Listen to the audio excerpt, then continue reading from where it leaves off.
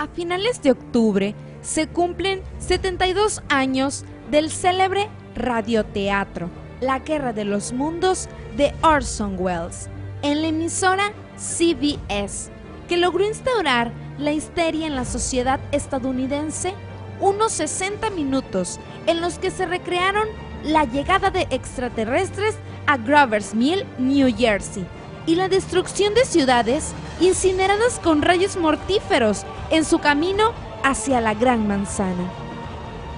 Pasó a la historia como la noche en la que llegaron los marcianos.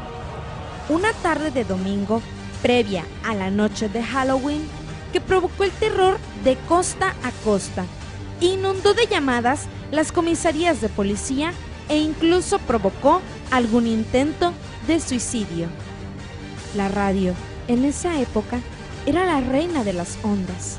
Millones de personas sintonizaron la CBS a las 9 de la noche en Nueva York.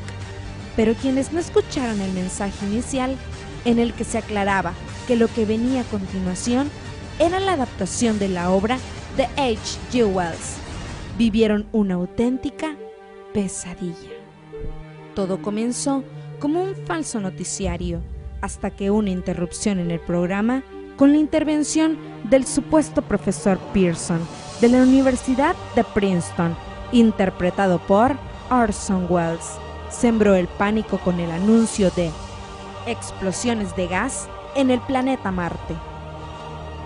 Después llegó la supuesta muerte de 1.500 personas a causa del choque de un meteorito contra la Tierra. En realidad, el cilindro metálico en el que se decía viajaban unos marcianos. Welles, un joven de 23 años, logró el caos absoluto. Había nacido uno de los cineastas más importantes e influyentes del siglo XX. Él y sus compañeros del teatro Mercury lamentaron poco después que su fantasía hubiese provocado algo de pánico.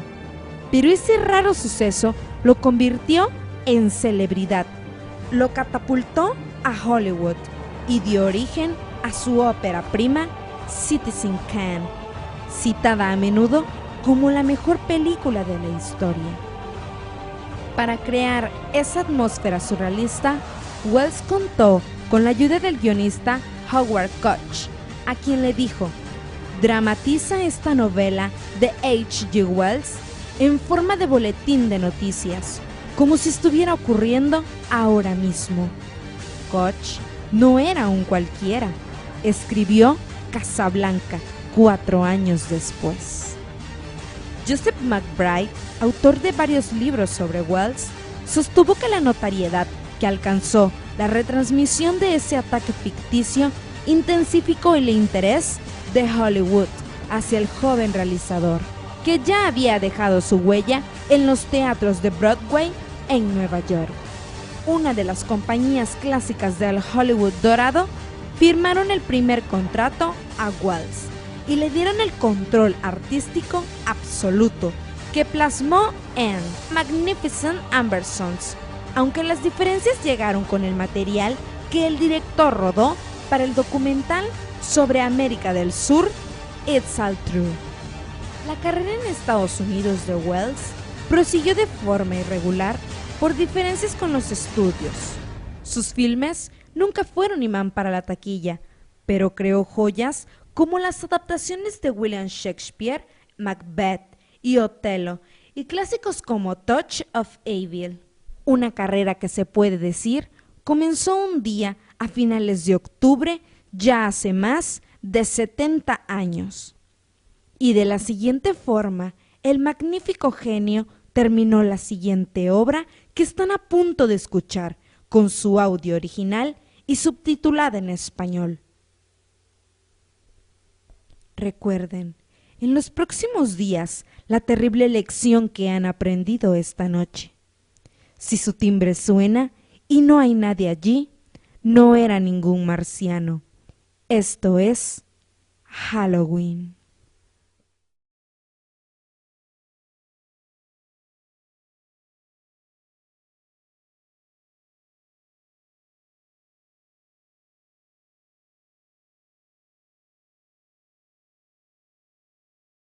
The Columbia Broadcasting System and its affiliated stations present Orson Welles and the Mercury Theater on the Air in The War of the Worlds by H.G. Wells.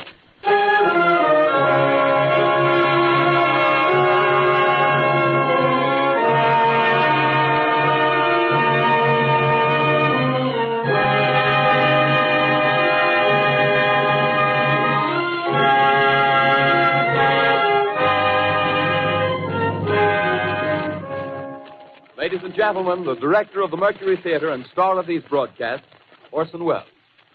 We know now that in the early years of the 20th century, this world was being watched closely by intelligences greater than man's, and yet as mortal as his own. We know now that as human beings busied themselves about their various concerns, they were scrutinized and studied, perhaps almost as narrowly as a man with a microscope might scrutinize the transient creatures that swarm and multiply in a drop of water. With infinite complacence, people went to and fro over the earth about their little affairs, serene in the assurance of their dominion over this small, spinning fragment of solar driftwood, which by chance or design, man has inherited out of the dark mystery of time and space. Yet across an immense ethereal gulf, minds that are to our minds as ours are to the beasts in the jungle, intellects, vast, cool, and unsympathetic, regarded this earth with envious eyes and slowly and surely drew their plans against us. In the 39th year of the 20th century came the Great Disillusionment. Near the end of October, business was better. The war scare was over. More men were back at work. Sales were picking up. On this particular evening, October 30th, the Crosley service estimated that 32 million people were listening in on radios. For the next 24 hours, not much change in temperature. A slight atmospheric disturbance of undetermined origin is reported over Nova Scotia, causing a low-pressure area to move down rather rapidly over the northeastern states, bringing a forecast of rain accompanied by winds of light gale force. Maximum temperature 66, minimum 48. This weather report comes to you from the Government Weather Bureau. We take you now to the Meridian Room in the Hotel Park Plaza in downtown New York, where you will be entertained by the music of Raymond Raquello and his orchestra.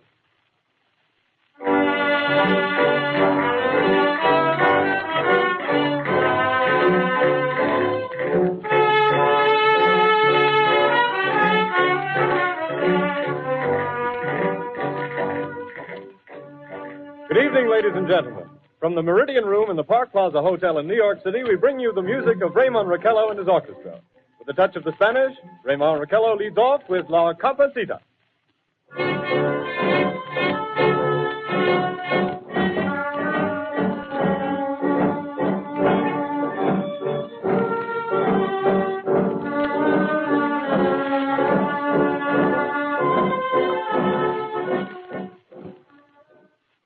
Ladies and gentlemen, we interrupt our program of dance music to bring you a special bulletin from the Intercontinental Radio News. At 20 minutes before 8 Central Time, Professor Farrell of the Mount Jennings Observatory, Chicago, Illinois, reports observing several explosions of incandescent gas occurring at regular intervals on the planet Mars. The spectroscope indicates the gas to be hydrogen and moving toward the Earth with enormous velocity.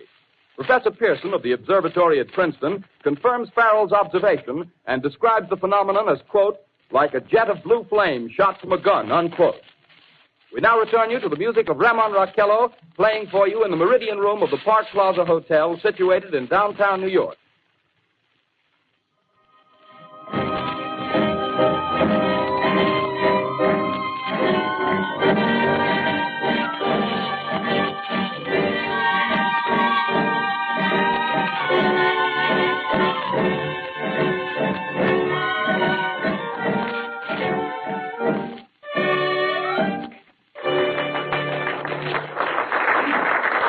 And now a tune that never loses favor, the ever-popular Stardust, Raymond Raquello and his orchestra.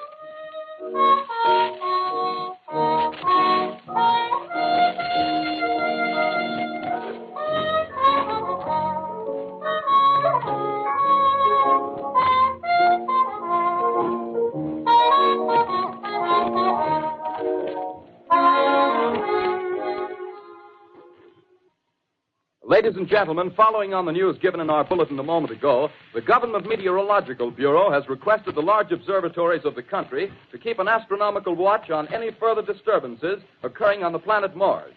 Due to the unusual nature of this occurrence, we have arranged an interview with the noted astronomer, Professor Pearson, who will give us his views on this event.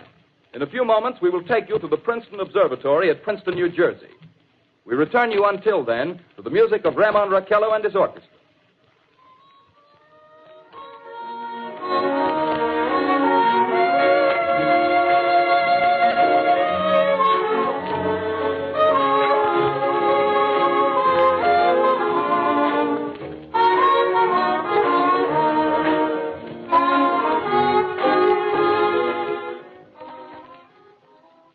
We are ready now to take you to the Princeton Observatory at Princeton, where Carl Phillips, our commentator, will interview Professor Richard Pearson, famous astronomer.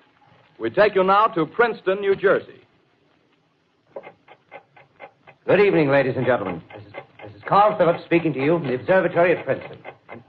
I'm standing in a large semicircular room, pitch black except for an oblong split in the ceiling. Through this opening, I can see a sprinkling of stars that cast a kind of frosty glow over the intricate mechanism of the huge telescope. The ticking sound you hear is the vibration of the clockwork. Professor Pearson stands directly above me on a small platform, peering through the giant lens. I'll ask you to be patient, ladies and gentlemen, during any delay that may arise during our interview. Besides the ceaseless watch of the heavens, Professor Pearson may be interrupted by telephone or other communications. During this period, he is in constant touch with the astronomical centers of the world. Professor, may I begin our questions? Any time, Mr. Phillips. Professor, would you please tell our radio audience exactly what you see as you observe the planet Mars through your telescope? Nothing unusual at the moment, Mr. Phillips. A red disk swimming in a blue sea. Transverse stripes across the disk. Quite distinct now because Mars happens to be at the point nearest the Earth, in opposition, as we call it. In your opinion, what do these transverse stripes signify, Professor Pearson? Not canals, I can assure you, Mr. Phillips. They...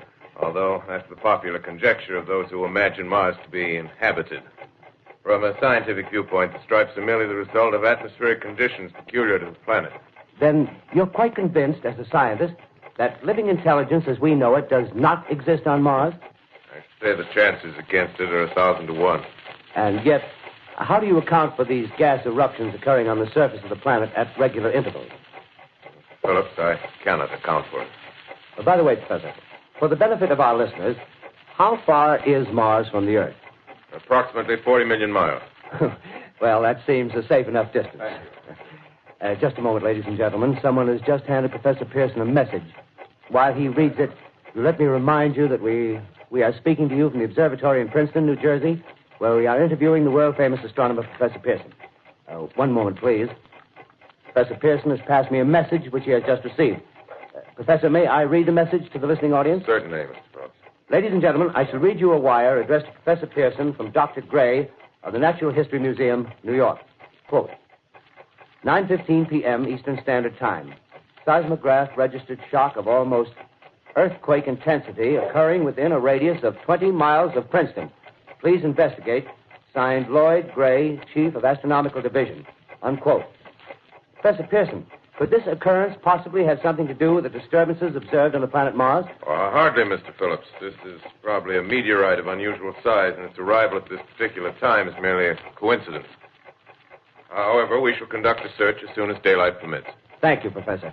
Ladies and gentlemen, for the past 10 minutes, we've been speaking to you from the observatory at Princeton, bringing you a special interview with Professor Pearson, noted astronomer. This is Carl Phillips speaking.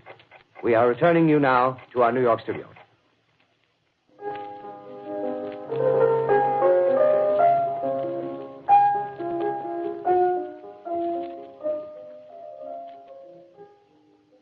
Ladies and gentlemen, here is the latest bulletin from the Intercontinental Radio News.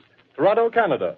Professor Morse of Macmillan University reports observing a total of 3 explosions on the planet Mars between the hours of 7:45 p.m. and 9:20 p.m. Eastern Standard Time. This confirms earlier reports received from American observatories. Now, nearer home, comes a special bulletin from Trenton, New Jersey. It is reported that at 8:50 p.m., a huge flaming object, believed to be a meteorite, fell on a farm in the neighborhood of Grover's Mill, New Jersey, 22 miles from Trenton. The flash in the sky was visible within a radius of several hundred miles, and the noise of the impact was heard as far north as Elizabeth. We have dispatched a special mobile unit to the scene, and we'll have our commentator, Carl Phillips, give you a word picture of the scene as soon as he can reach there from Princeton. In the meantime, we take you to the Hotel Martinet in Brooklyn, where Bobby Millett and his orchestra are offering a program of dance music.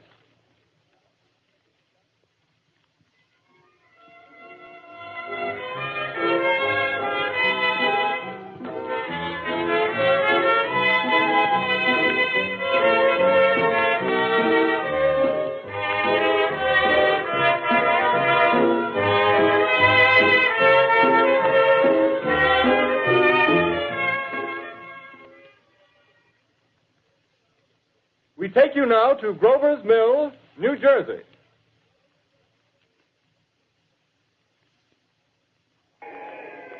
Ladies and gentlemen, this is Carl Phillips again, out at the Wilmot Farm, Grover's Mill, New Jersey. Professor Pearson and myself made the 11 miles from Princeton in 10 minutes. Well, I hardly know where to begin. Paint for you a word picture of the strange scene before my eyes, like something out of a modern Arabian Nights. Well, I just got here. I haven't had a chance to look around yet. I guess that's it. Yes, I guess that's the thing directly in front of me. Half buried in a vast pit. Must have struck with terrific force. The ground is covered with splinters of a tree. It must have struck on its way down. But I can see of the object itself doesn't look very much like a meteor. At least not the meteors I've seen. It looks more like a huge cylinder. Has a diameter of, what would you say, Professor Pearson? What's that? What would you say, what's the diameter of this? About 30 yards. About 30 yards. The metal on the sheath is, well, I've never seen anything like it. The color is sort of yellowish white. Its curious spectators now are pressing close to the object in spite of the efforts of the police to keep them back. Getting in front of my line of vision. Would you mind standing one side, please? While the police are pushing the crowd back. Here's Mr. Wilmot, owner of the farm here. He may have some interesting facts to add. Mr. Wilmot, would you please tell the radio audience as much as you remember of this rather unusual visitor that dropped in your backyard? A step closer, please. Ladies and gentlemen, this is Mr. Wilmot. Well, I was listening to the radio. Closer and louder, please. Pardon me? Louder, please, closer. Yes. I was listening to the radio and kind of drowsing. That professor fellow was talking about Mars, so I was half dozing and half... Yes, Mr. Wilmot, and then what happened? Well, as I was saying, I was listening to the radio... kind of halfway. Yes, Mr. Wilmot. And then you saw something. Well, not first off. I heard something. And what did you hear? A hissing sound like this. Kind of like a 4th of July rocket. Yes, then what? I turned my head out the window and would have sworn I was asleep and dreaming. Yes? I seen a kind of greenish streak and then zingo. Something smacked the ground. Knocked me clear out of my chair. Well, were you frightened, Mr. Wilmot? Well, I ain't quite sure. I reckon I was... kind of riled. Well, thank you, Mr. Wilmot. Thank you very much. Yeah, you want me to tell No, that's quite all right. That's plenty. Ladies and gentlemen, you've just heard Mr. Wilmot, owner of the farm where this thing has fallen. I wish I could convey the atmosphere, the background of this fantastic scene. Hundreds of cars are parked in a field in back of us, and the police are trying to rope off the roadway leading into the farm, but it's no use. They're breaking right through. The car's headlights throw an enormous spotlight on the pit where the object's half buried. Now, some of the more daring souls now are venturing near the edge. Their silhouettes stand out against the metal sheen. One man wants to touch the thing. He's having an argument with the policeman. Now, the policeman wins. Now, ladies and gentlemen, there's something I haven't mentioned in all this excitement, but it's becoming more distinct. Perhaps you've caught it already on your radio. Listen, please. Do you hear it? It's a curious humming sound that seems to come from inside the object. I'll move the microphone nearer. Here. Now, we're not more than 25 feet away. Can you hear it now? Professor Pearson. Yes, Mr. Brooks. Can you tell us the meaning of that scraping noise inside the thing? Possibly the unequal cooling of its surface. I say, do you still think it's a meteor, Professor? I don't know what to think. The metal casing is definitely extraterrestrial. Not found on this Earth. Friction with the Earth's atmosphere usually tears holes in a meteorite. This thing is smooth, and you can see its cylindrical Just a minute. shape. Something's happening. Ladies and gentlemen, this is terrific. This end of the thing is beginning to flake off. The top is beginning to rotate like a screw, and the thing must be hollow. He's moving! Keep back there! Keep back there! Keep those men back! Keep back there! Keep those idiots back! Keep off! The top's loose! Look out there! Stand back! Ladies and gentlemen, this is the most terrifying thing I've ever witnessed. Wait a minute. Someone's calling someone or something. I can see turning out of that black hole two luminous discs. The eyes, it might be a face, might be almost Good heavens, something wriggling out of the shadow like a gray snake. Now it's another one and another one and another one. They look like tentacles to me. Oh, yeah, I can see the thing's body. Now it's large as a bear. It glistens like wet leather, but that face, ladies and gentlemen, it's indescribable. I can hardly force myself to keep looking at it. It's so awful. The eyes are black and they gleam like a serpent. The mouth is kind of V-shaped with saliva dripping from its rimless lips. It seemed to quiver and pulsate, and the monster or whatever it is can hardly move. It seems weighed down by possibly gravity or something. The thing's rising up now, and the crowd falls back. They've seen plenty. The most extraordinary experience, ladies and gentlemen. I can't find words. Well, I'll pull this microphone with me as I talk. I'll have to stop the description until I can take a new position. Hold on, will you, please? I'll be right back in a minute.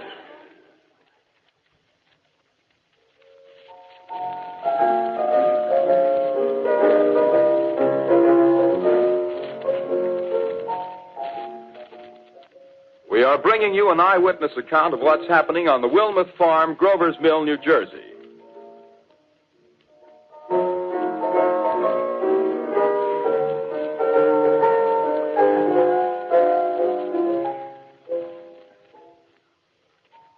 We now return you to Carl Phillips at Grover's Mill.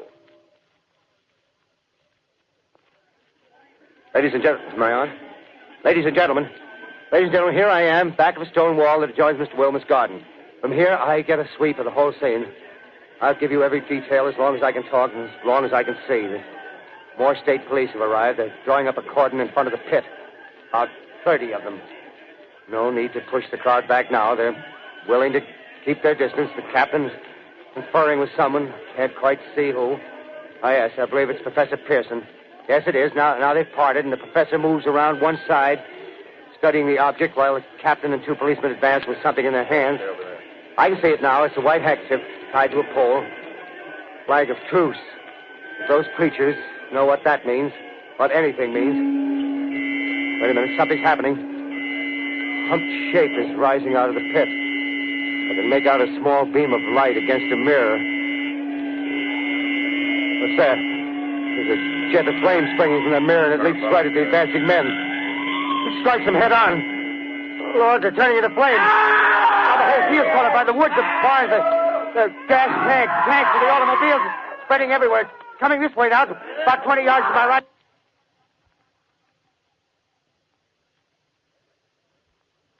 Ladies and gentlemen, due to circumstances beyond our control, we are unable to continue the broadcast from Grover's Mill.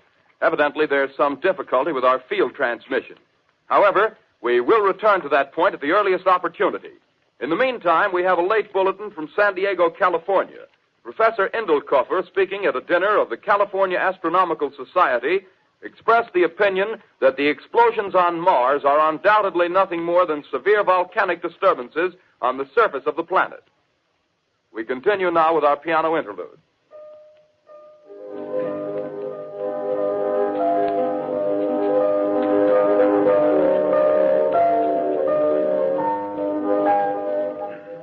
Ladies and gentlemen, I've just been handed a message that came in from Grover's Mill by telephone.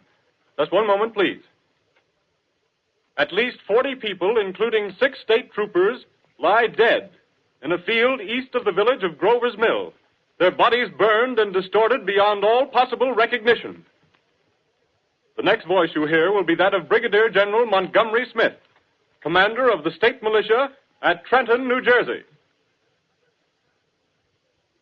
I have been requested by the governor of New Jersey to place the counties of Mercer and Middlesex as far west as Princeton and east to Jamesburg under martial law. No one will be permitted to enter this area except by special pass issued by state or military authorities. 4 companies of state militia are proceeding from Trenton to Grover's Mill and will aid in the evacuation of homes within the range of military operations. Thank you. You have just been listening to General Montgomery Smith, commanding the state militia at Trenton. In the meantime, further details of the catastrophe at Grover's Mill are coming in. The strange creatures, after unleashing their deadly assault, crawled back in their pit and made no attempt to prevent the efforts of the firemen to recover the bodies and extinguish the fire. The combined fire departments of Mercer County are fighting the flames which menace the entire countryside. We have been unable to establish any contact with our mobile unit at Grover's Mill, but we hope to be able to return you there at the earliest possible moment. In the meantime, we take you to... Just one moment, please. Ladies and gentlemen, I have just been informed that we have finally established communication with an eyewitness of the tragedy. Professor Pearson has been located at a farmhouse near Grover's Mill, where he has established an emergency observation post. As a scientist, he will give you his explanation of the calamity. The next voice you hear will be that of Professor Pearson, brought to you by direct wire. Professor Pearson. Of the creatures in the rocket cylinder at Grover's Mill, I can give you no authoritative information, either as to their nature, their origin, or their purposes here on Earth. Of their destructive instrument, I might venture some conjectural explanation. For want of a better term, I shall refer to the mysterious weapon as a heat ray. It's all too evident that these creatures have scientific knowledge far in advance of our own. It's my guess that in some way they are able to generate an intense heat in a chamber of practically absolute non-conductivity. This intense heat they project in a parallel beam against any object they choose by means of a polished parabolic mirror of unknown composition, much as the mirror of a lighthouse projects a beam of light. That is my conjecture of the origin of the heat ray. Thank you, Professor Pearson. Ladies and gentlemen, here is a bulletin from Trenton. It is a brief statement informing us that the charred body of Carl Phillips has been identified in a Trenton hospital. Now, here's another bulletin from Washington, D.C. The Office of the Director of the National Red Cross reports 10 units of Red Cross emergency workers have been assigned to the headquarters of the state militia, stationed outside of Grover's Mill, New Jersey. Here's a bulletin from State Police, Princeton Junction. The fires at Grover's Mill and vicinity are now under control. Scouts report all quiet in the pit, and there is no sign of life appearing from the mouth of the cylinder. Now, ladies and gentlemen, we have a special statement from Mr. Harry McDonald, Vice President in charge of operations. We have received a request from the state militia of Trenton to place at their disposal our entire broadcasting facilities. In view of the gravity of the situation, and believing that radio has a responsibility to serve in the public interest at all times, we are turning over our facilities to the state militia at Trenton. We take you now to the field headquarters of the state militia near Grover's Mill, New Jersey. This is Captain Lansing of the Signal Corps, attached to the state militia, now engaged in military operations in the vicinity of Grover's Mill. Situation arising from the reported presence of certain individuals of unidentified nature is now under complete control. The cylindrical object, which lies in a pit directly below our position, surrounded on all sides by 8 battalions of infantry, without heavy field pieces, but adequately armed with rifles and machine guns. All cause for alarm, if such cause ever existed, is now entirely unjustified. Things, whatever they are, do not even venture to poke their heads above the pit. I can see their hiding place plainly in the glare of the searchlights here. With all their reported resources, these creatures can scarcely stand up against heavy machine gun fire. Anyway, it's an interesting outing for the troops. I can make out their khaki uniforms crossing back and forth in front of the lights. Looks almost like a real war. There appears to be some slight smoke in the woods bordering the Millstone River, probably fire started by campers. Well, we ought to see some action soon. One of the companies is deploying on the left flank. A quick thrust and it'll all be over. Now, wait a minute. I see something on top of the cylinder. No, it's nothing but a shadow. Now the troops are on the edge of the Wilmot Farm. 7,000 armed men closing in on an old metal tube. A tub, rather. Well, wait, that wasn't a shadow. It's something moving. solid metal, kind of a shield-like affair rising up out of the cylinder. It's going higher and higher. What? It's standing on legs, actually rearing up on a sort of metal framework. Now it's reaching above the trees, and the searchlights are on it. Hold on.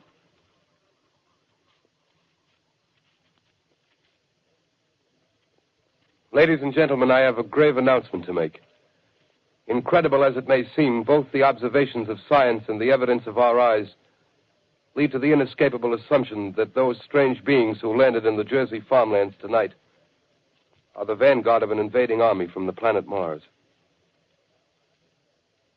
The battle which took place tonight at Grover Mills has ended in one of the most startling defeats ever suffered by an army in modern times.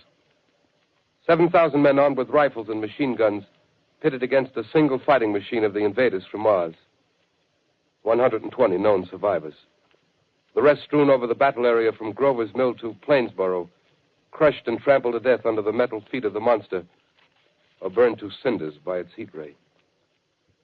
The monster is now in control of the middle section of New Jersey and has effectively cut the state through its center. Communication lines are down from Pennsylvania to the Atlantic Ocean. Railroad tracks are torn and service from New York to Philadelphia discontinued, except routing some of the trains through Allerton and Phoenixville. Highways to the north, south, and west are clogged with frantic human traffic. Police and Army reserves are unable to control the mad flight. By morning, the fugitives will have swelled Philadelphia, Camden, and Trenton, it is estimated, to twice their normal population. Martial law prevails throughout New Jersey and eastern Pennsylvania. At this time, we take you to Washington for a special broadcast on the national emergency. The Secretary of the Interior. Citizens of the nation, I shall not try to conceal the gravity of the situation that confronts the country, nor the concern of your government in protecting the lives and property of its people. However, I wish to impress upon you, private citizens and public officials, all of you, the urgent need of calm and resourceful action. Fortunately, this formidable enemy is still confined to a comparatively small area, and we may place our faith in the military forces to keep them there. In the meantime, placing our faith in God, we must continue the performance of our duties, each and every one of us, so that we may confront this destructive adversary with a nation united, courageous, and consecrated to the preservation of human supremacy on this earth. I thank you. You have just heard the Secretary of the Interior speaking from Washington. Bulletins too numerous to read are piling up in the studio here. We're informed that the central portion of New Jersey is blacked out from radio communication due to the effect of the heat ray upon power lines and electrical equipment. Here's a special bulletin in New York. Cables have been received from English, French, and German scientific bodies offering assistance. Astronomers report continued gas outbursts at regular intervals on the planet Mars. The majority voiced the opinion that the enemy will be reinforced by additional rocket machines. There have been several attempts made to locate Professor Pearson of Princeton, who has observed Martians at close range. It is feared he was lost in the recent battle. Langham Field, Virginia. Scouting planes report 3 Martian machines visible above treetops, moving north toward Somerville with population fleeing ahead of them. The heat ray is not in use, although advancing at express train speed, invaders pick their way carefully. They seem to be making a conscious effort to avoid destruction of cities and countryside. However, they stop to uproot power lines, bridges, and railroad tracks. Their apparent objective is to crush resistance, paralyze communication, and disorganize human society. Here is a bulletin from Basking Ridge, New Jersey. Coon hunters have stumbled on a second cylinder similar to the first, embedded in the great swamp 20 miles south of Morristown. Army field pieces are proceeding from Newark to blow up the second invading unit before the cylinder can be opened and the fighting machine rigged. They are taking up a position in the foothills of Watchung Mountains. Another bulletin from Langham Field, Virginia. Scouting planes report enemy machines, now 3 in number, increasing speed northward, kicking over houses and trees in their evident haste to form a conjunction with their allies south of Morristown. Machines also sighted by telephone operator east of Middlesex, within 10 miles of Plainfield. Here's a bulletin from Winston Field, Long Island. A fleet of Army bombers carrying heavy explosive flying north in pursuit of enemy. Scouting planes act as guides. They keep the speeding enemy in sight. Just a moment, please, ladies and gentlemen. We've run special wires to the artillery line in adjacent villages to give you direct reports in the zone of the advancing enemy. First, we take you to the battery of the 22nd Field Artillery, located in the Watchung Mountains. Range 32 meters. 32 meters. Projection 39 degrees. 39 degrees. Fire. 140 yards to the right, sir. Shift range 31 meters. 31 meters. Projection 37 degrees. 37 degrees. Fire.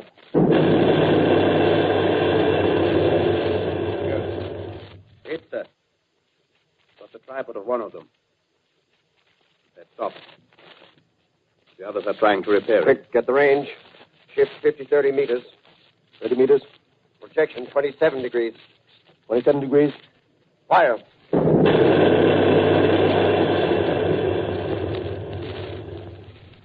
Can't see the shell land, sir. Letting off a smoke. What is it? Black smoke, sir. Moving this way. Lying close to the ground. Moving fast. Put on gas masks. Get ready to fire. Shift to 24 meters. 24 meters. Projection 24 degrees. 24 degrees. Fire.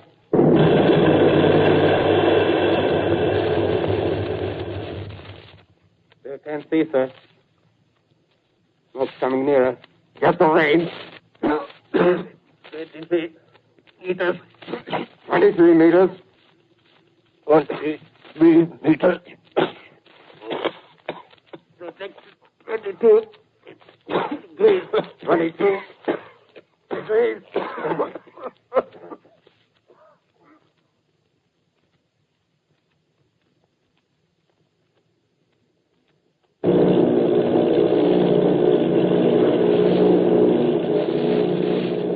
Army bombing plane V-843 off Bayonne, New Jersey. Lieutenant Bolt, commanding 8 bombers, reporting to Commander Fairfax, Langham Field. This is Bolt reporting to Commander Fairfax, Langham Field. Enemy tripod machines now in sight. Reinforced by 3 machines from the Morristown cylinder. 6 altogether. 1 machine partially crippled. Believed hit by shell from Army gun in Watchung Mountains. Guns now appear silent. A heavy black fog hanging close to the earth of extreme density, nature unknown. No sign of heat ray. Enemy now turns east, crossing Passaic River into the Jersey marshes. Another straddles the Pulaski Skyway. Evident objective is New York City. They're pushing down a high-tension power station. Machines are close together now, and we're ready to attack. Planes circling, ready to strike.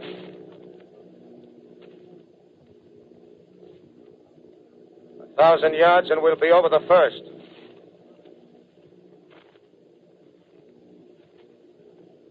$800 yards.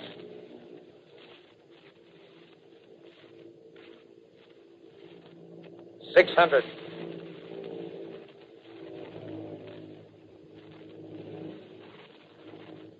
$400. $200. There they go. The giant arm raised. Green flash. They're spraying us with flame. 2,000 feet. Engines are giving out. No chance to release bombs. Only one thing left. Drop on them, plane and all. We're diving on the first one. Now the engine's gone. 8.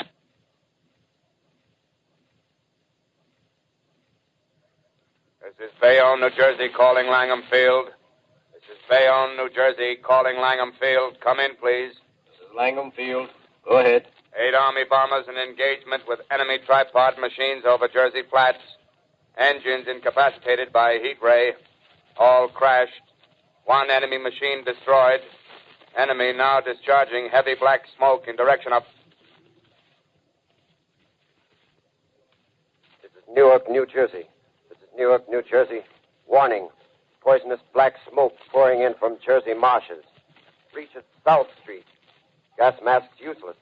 Urge population to move into open spaces. Automobiles use routes 7, 23, 24. Avoid congested areas.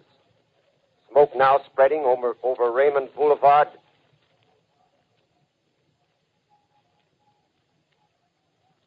X2L calling CQ, 2X2L calling CQ, 2X2L calling 8X3R. Come in, please. This is 8X3R coming back at 2X2L. How's reception? How's reception? K, please. Where are you, 8X3R? What's the matter? Where are you?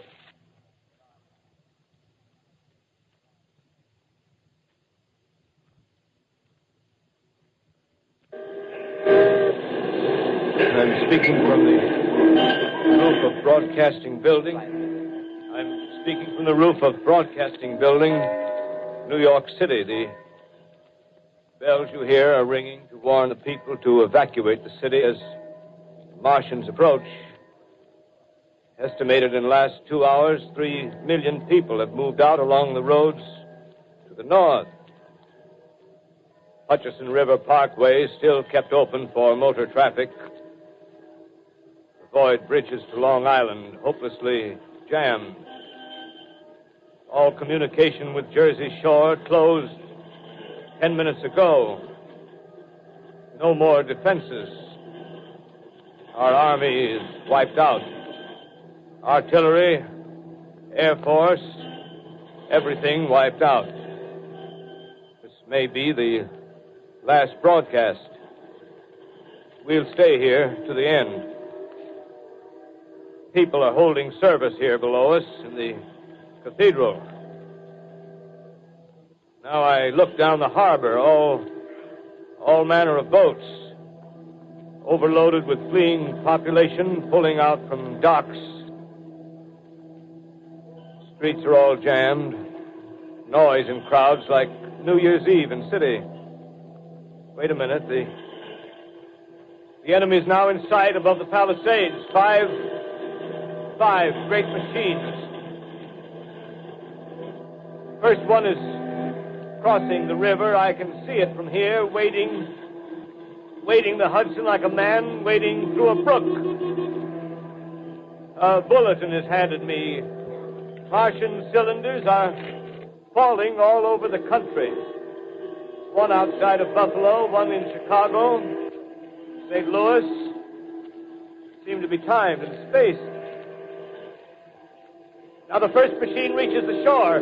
He stands watching, looking over the city. The steel cowlish head is even with the skyscrapers. He waits for the others. They rise like a line of new towers on the city's west side. Now they're lifting their metal hands. This is the end now. Smoke comes out, black smoke drifting over the city. People in the streets see it now. They're running toward the East River, thousands of them, dropping in like rats. Now the smoke's spreading faster. It's reached Times Square. People are trying to run away from it, but it's no use. They're falling like flies. Now the smoke's crossing 6th Avenue, 5th Avenue. 100 yards away. It's 50 feet.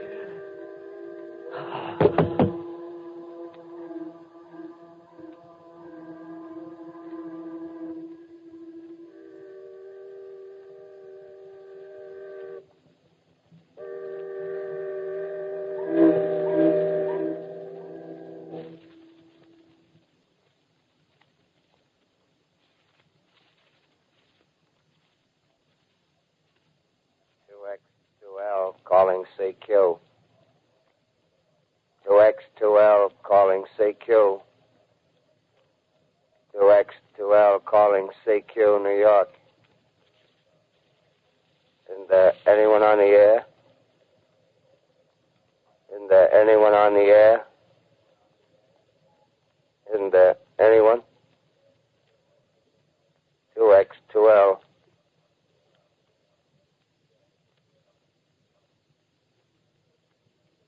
You are listening to a CBS presentation of Orson Welles and the Mercury Theater on the Air in an original dramatization of The War of the Worlds by H.G. Wells. The performance will continue after a brief intermission. This is the Columbia Broadcasting System. The War of the Worlds by H.G. Wells, starring Orson Welles and the Mercury Theater on the Air.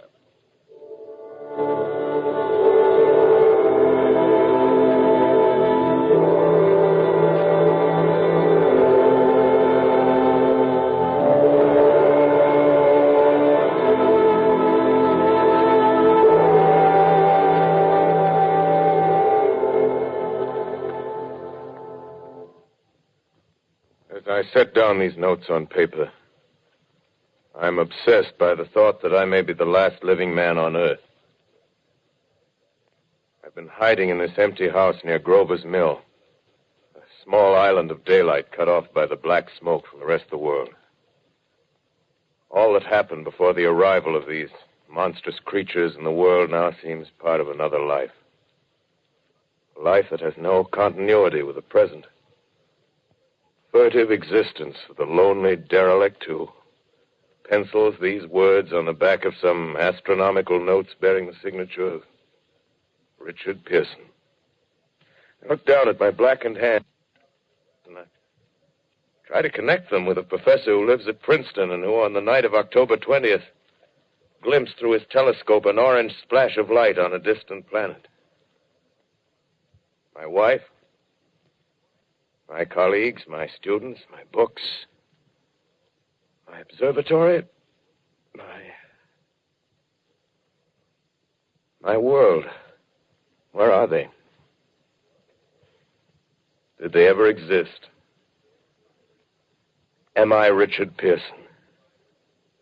What day is it? Do days exist without calendars? Does time pass when there are no human hands left to wind the clocks? Writing down my daily life, I tell myself I shall preserve human history between the dark covers of this little book that was meant to record the movements of the stars. But to write, I must live, and to live, I must eat. Find moldy bread in the kitchen and an orange not too spoiled to swallow. Keep watch at the window. Time to time, I catch sight of a Martian above the black smoke. The smoke still holds the house in its black coil, but at length there's a hissing sound, and suddenly I see a Martian mounted on his machine, spraying the air with a jet of steam as if to dissipate the smoke. I watch in a corner as his huge metal legs nearly brush against the house. Exhausted by terror, I fall asleep. Morning. Sun streams in the window. The black cloud of gas is lifted, and the scorched meadows to the north look as though a black snowstorm had passed over them. I venture from the house. I make my way to a road, no traffic. Here and there, a wrecked car, baggage overturned, a blackened skeleton. Push on north. For some reason, I feel safer trailing these monsters than running away from them. And I keep a careful watch. I've seen the Martians feed. Should one of their machines appear over the top of trees, I'm ready to fling myself flat on the earth. Come to a chestnut tree. October. Chestnuts are ripe. Fill my pockets. I must keep alive. 2 days I wander in a vague northerly direction through a desolate world. Finally, I notice a living creature. A small red squirrel in a beech tree. I stare at him and wonder. He stares back at me. I believe at that moment the animal and I shared the same emotion. The joy of finding another living being. Push on north. I find dead cows in a brackish field, and beyond the charred ruins of a dairy and a silo, remain standing guard over the wasteland like a lighthouse, deserted by the sea. Astride the silo perches a weathercock. The arrow points north. North. Next day, I come to a city. City vaguely familiar in its contours, yet its buildings strangely dwarfed and leveled off as if a giant had sliced off its highest towers with a capricious sweep of his hand. Reached the outskirts, I found Newark. Newark, undemolished but humbled by some whim of the advancing Martians. Presently, with an odd feeling of being watched, I caught sight of something crouching in a doorway. I made a step towards it, and it rose up and became a man. A man armed with a large knife. Stop! Where do you come from? I come from many places. A long time ago, from Princeton. Princeton, huh? That's near Grover's Mill. Yes. Grover's Mill. There's no food here. This is my country. All this end of town down the river. There's only food for one. Which way are you going? I don't know. I guess I'm looking for people. Hey, what was that? Did you hear something just then? No. Only a bird. A live bird. Yeah. You get to know that birds have shadows these days. Say, we're in the open here. Let's crawl in this doorway here and talk. Have you seen any Martians? No. They're going over to New York. Night, the sky's alive with their lights, just as if people were still living in it. By daylight, you can't see them. 5 days ago, a couple of them carried something big across the flats from the airport. I think they're learning how to fly. Fly? Yeah, fly. Then it's all over with humanity. Stranger, there's still you and I. 2 of us left. Yeah. They got themselves in solid. They wrecked the greatest country in the world. Those green stars, they're probably falling somewhere every night. They've only lost one machine. There isn't anything to do. We're done. We're licked. Where were you? You're in a uniform. Yeah, what's left of it. I was in the militia. National Guard. That's good. There wasn't any war. Any more than there's war between men and ants. Yes, but we're eatable ants. I found that out. What'll they do to us? I thought it all out. Right now, we're caught as we're wanted. A Martian only has to go a few miles to get a crowd on the run. But they won't keep on doing that. They'll begin catching us systematic, like keeping the best and storing us in cages and things. They haven't begun on us yet. Not begun? Not begun. All that's happened so far is because we don't have sense enough to keep quiet. Bothering them with guns and such stuff and losing our heads and rushing off in crowds. No, instead of our rushing around blind, we got to fix ourselves up according to the way things are now. Cities, nations, civilization, progress. Yes, but if that's so, what is there to live for? Well, there won't be any more concerts for 1 million years or so, and no nice little dinners at restaurants. If it's amusement you're after, I guess the game's up. What is there left? Life, that's what. I want to live. Yeah, and so do you. We're not going to be exterminated. And I don't mean to be caught either. Tamed and fattened and bred like an ox. What are you going to do? I'm going on. Right under their feet. I got a plan. We men as men, we're finished. We don't know enough. We got to learn plenty before we get a chance. We've got to live and keep free while we learn, see? I've thought it all out, see? Well, tell me the rest. Well, it isn't all of us that are made for wild beasts. That's what it got to. That's what it got to be. That's why I watched you. Watched you. All those little office workers that used to live in these houses. They be no good. They haven't any stuff in them. They used to run Run off to work. I've seen hundreds of them running to catch their commuter's train in the morning, afraid they'd get canned if they didn't. Running back at night, afraid they wouldn't be in time for dinner. Lives insured and a little invested in case of accidents. Yeah, and on Sundays, worried about the hereafter. Well, the Martians, they'll be a godsend for those guys. Nice, roomy cages, good food, careful breeding, no worries. Yeah, after a week or so of chasing around the fields on empty stomachs, they'll come and be glad to be caught. You've thought it all out, haven't you? Sure, you bet I have. That isn't all. These Martians are going to make pets of some of them. Train them to do tricks. Who knows, get sentimental over the pet boy who grew up and had to be killed. Yeah, and some maybe they'll train to hunt us. Oh, no, it's impossible. Yes, they will. There's men who do it gladly. If one of them ever comes after me, by... In the meantime,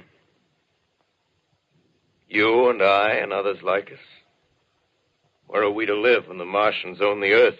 I got it all figured out. We'll live underground. I've been thinking about the sewers. Under New York, there are miles and miles of them. The main ones, they're big enough for anybody. Then there's cellars, vaults, underground storerooms, railway tunnels, subways.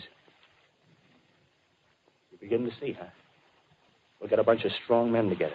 No weaklings. That rubbish, out. As you meant me to go. All right. Give you a chance, didn't I? Won't quarrel about that. Go on. Well, we got to make safe places for us to stay in, see? Get all the books we can. Science books. That's where men like you come in, see? We raid the museums. We'll even spy on the Martians. May not be so much we have to learn before... Listen. Just imagine this. 4 or 5 of their own fighting machines suddenly start off. Heat rays right and left. Not a Martian in them. Not a Martian in them, see? But men. Men who've learned the way how. May even be in our time. Gee. Imagine having one of them lovely things with a heat ray wide and free. We'd turn it on Martians. We'd turn it on men. We'd bring everybody down on their knees. That's your plan. You, me, a few more of us. We'd own the world. I see. Hey. Hey, what's the matter? Where are you going? Not to your world. Bye, stranger. Well, after parting with the artilleryman, I came at last to the Holland Tunnel, entered that silent tube, anxious to know the fate of the great city on the other side of the Hudson. Cautiously, I came out of the tunnel and made my way up Canal Street. Reached 14th Street, and there again were black powder and several bodies and an evil, ominous smell from the gratings of the cellars of some of the houses. I wandered up through the 30s and 40s, stood alone on Times Square, caught sight of a lean dog running down 7th Avenue with a piece of dark brown meat in his jaws and a pack of starving mongrels at his heels. Made a wide circle around me as though he feared I might prove a fresh competitor. Walked up Broadway in the direction of that strange powder, past silent shop windows, displaying their mute wares to empty sidewalks. Past the Capitol Theater, silent, dark. Past a shooting gallery where a row of empty guns faced an arrested line of wooden ducks. Near Columbus Circle, I noticed models of 1939 motor cars in the showrooms facing empty streets. Over the top of the General Motors building, I watched a flock of blackbirds circling in the sky.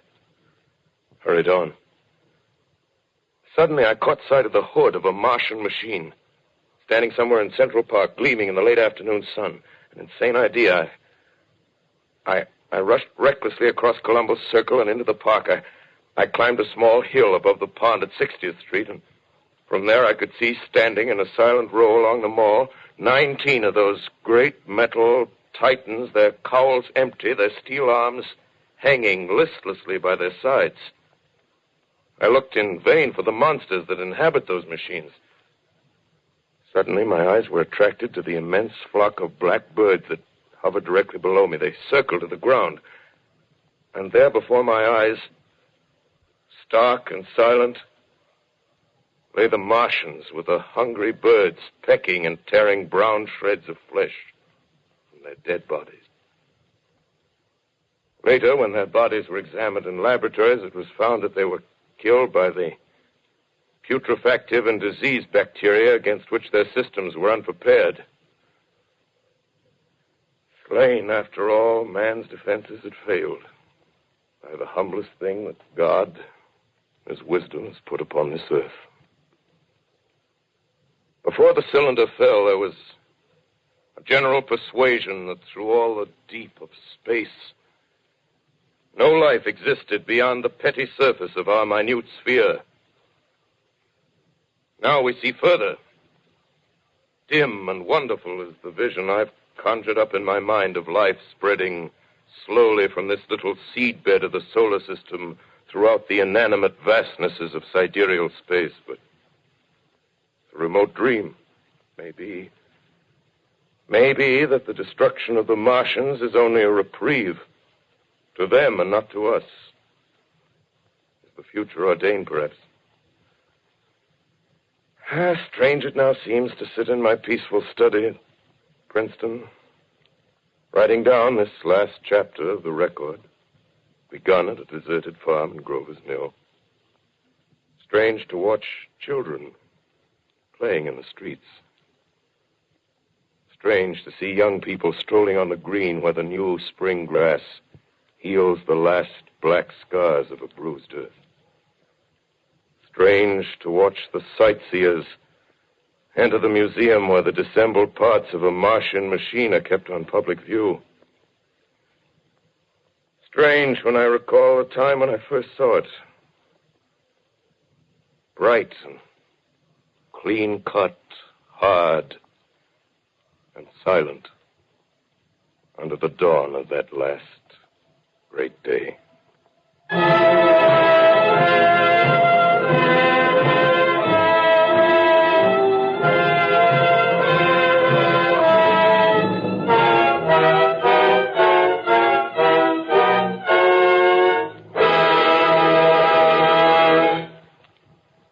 This is Orson Welles, ladies and gentlemen, out of character to assure you that the War of the Worlds has no further significance than as the holiday offering it was intended to be. The Mercury Theater's own radio version of dressing up in a sheet and jumping out of a bush and saying boo. Starting now, we couldn't soap all your windows.